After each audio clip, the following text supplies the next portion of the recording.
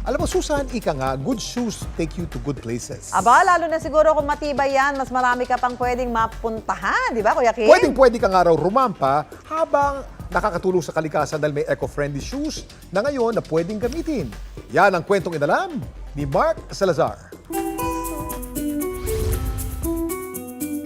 Iba't ibang estilo at mano-manong ginagawa. Ang mga sapatos at tsinelas na ito matibay at hindi raw basta-basta nasisira.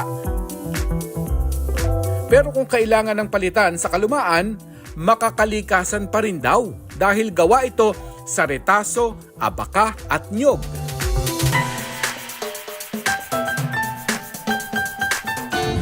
Noong 2008 nang simula ni Mariela ang pagbebenta ng sustainable shoes o mga sapatos na eco-friendly. Sustainability din is all about using the materials or the resources na meron yung Pilipinas. And ano ba ito? So one of which yung abaka. Gumagamit din kami ng buri. Ang disenyo ng mga sapatos nahahati sa iba't ibang serye.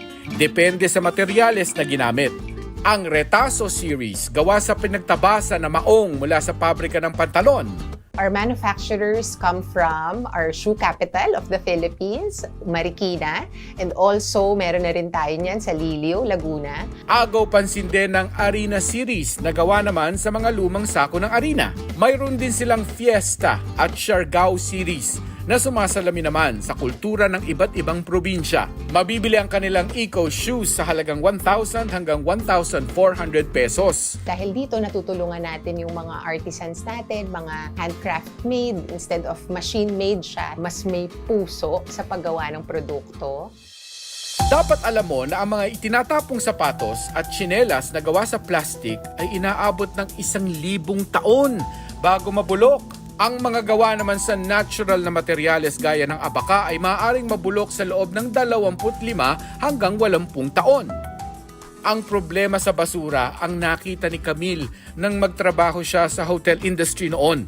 There is around 1 kilo of waste per room per night na generate ng isang guest. If you could just imagine yung paano siya karami. 2018 nang simulan niya ang paggawa ng eco-friendly hotel slippers na gawa sa abaka o bakbak.